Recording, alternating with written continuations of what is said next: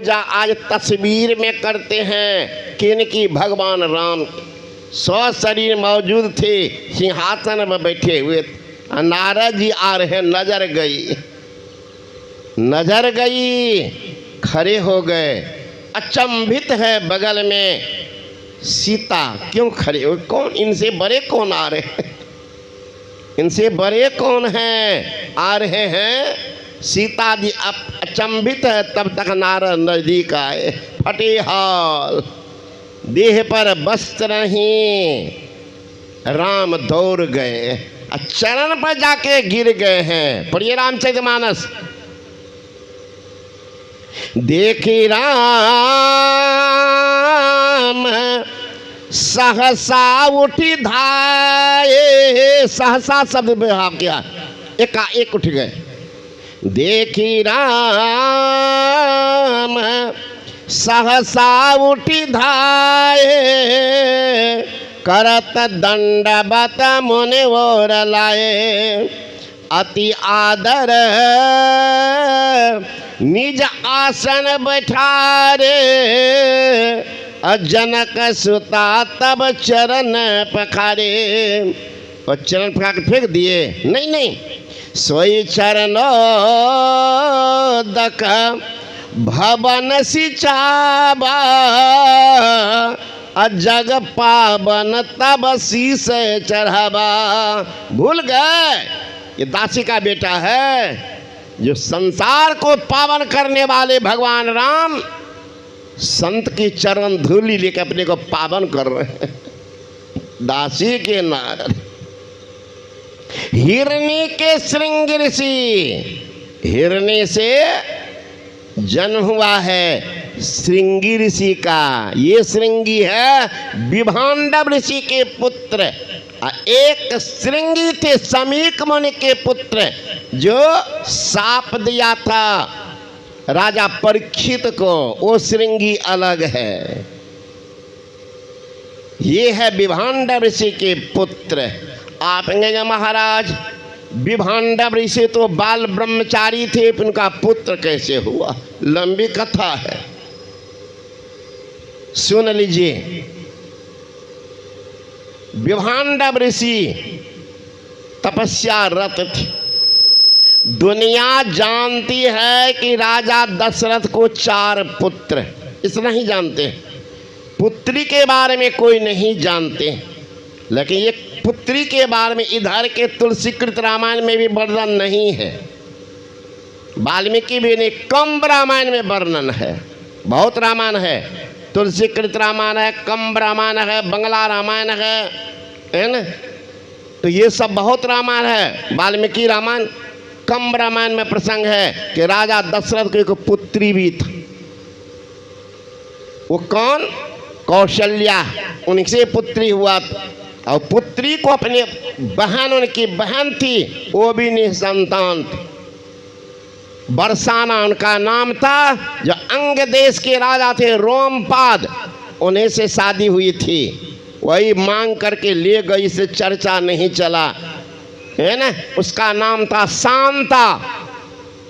शांता उनको ले गए थे बरसानी, जो कौशल्या की बहन थी। वही बड़ी हो गई। अब हलचल मचा, इनकी शादी कहाँ होगी। जब देखा परखा तो कहा इनकी शादी होगी विभांडव के पुत्र श्रृंगी से। कहा पागल तो नहीं हो गया? विभांडव की तो शादी नहीं हुई, बाल ब्रह्मचारी। कहा होगी तो नहीं। कहा इनको भ्रष्ट कौन करे? सब देवता मिल गए, लेकिन वे पतित नहीं कर पाए। रडार है रडार। तो रोज आती थी, तो सब अप्सराएं जब थक गई, अंत में आई थी उर्वशी। वो अध्ययन मनन करती थी, लोकेशन को जांच करती थी। लोकेशन समय भी चलता होगा कि कहाँ कहाँ ये जाते हैं बाबा जी ब्रह्म मुहूर्त में स्नान करने। एक बार विभांडव ऋषि स्नान करने गए,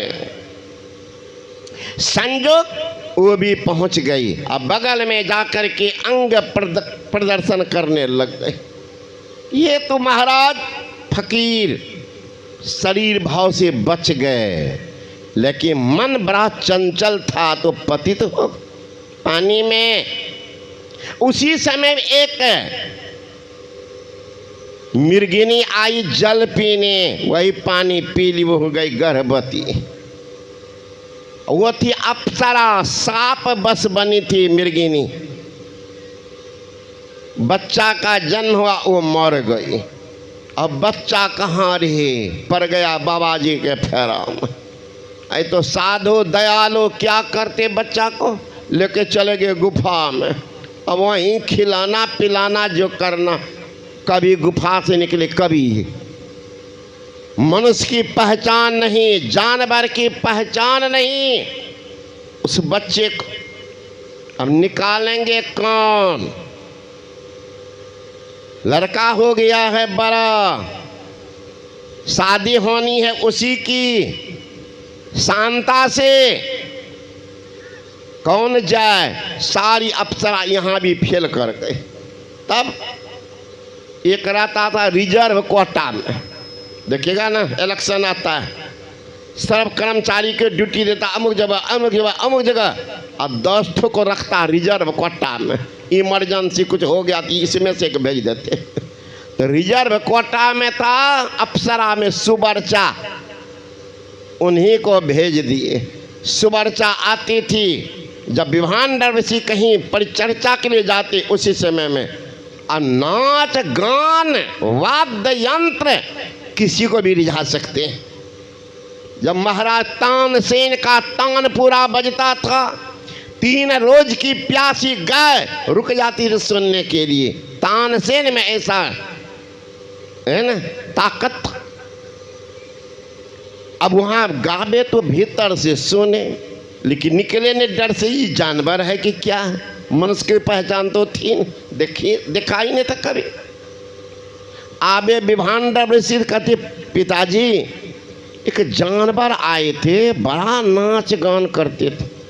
आंख बंद करके देखा का बेटा मत जाना, फंस जाएगा।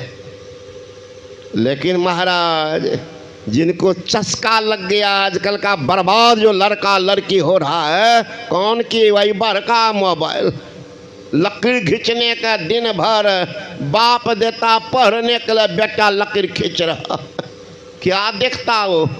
पूरे संत को देखता है, किस पर वचन सुनता है, दिन भर वही लड़का लड़की। न सुने हैं वहाँ का लड़का भाग गया, वहाँ लड़की भाग गई, है ना, दूसरे छोड़वा के साल फरार हो गई, वही मोबाइल बा। और सुनने में उनको बढ़िया लगे। विभांडर ऋषि जब चले जा, तब अब एक दिन वह नाचते नाचते निकल के बाहर आ गया। अब बाहर आया, वो बजा रही है, ये मस्त है, सुन रहा, सुनते सुनते सुनते चला गया किनारे। वहाँ थी नदी, लगी थी नाव, और वैराग्यपूर्ण बजाने लगी वाद्य यंत्र को। चढ़ गए नाव पर, नाव को भसा दे, और ज्यों ही भसा करके आए वो अंग देश, उत्तरी वो तो फरार हो गई। इधर बाबा जी पर गए फेरे में, वही पर करके लंबी कथा संक्षेप में सुना देता, तो वही लाए हैं। तो उसी से साध्वी शांता की, वही शांता प्रार्थना की है, हे पतिवर, हमारे पिता को संतान ने रो रहे हैं, एक बार भूपति मान माही अभयो गलाने, मेरे सुत नहीं। मेरे पिताजी बड़े चिंतित हैं, एक भी संतान गला नहीं हो रही है, आप कुछ कर दीजिए, आप कुछ कर दीजिए। विभांडर ऋषि वहाँ आते हैं, देखते हैं तुम कहाँ फंस गया, अब क्या करता? तो चले गए।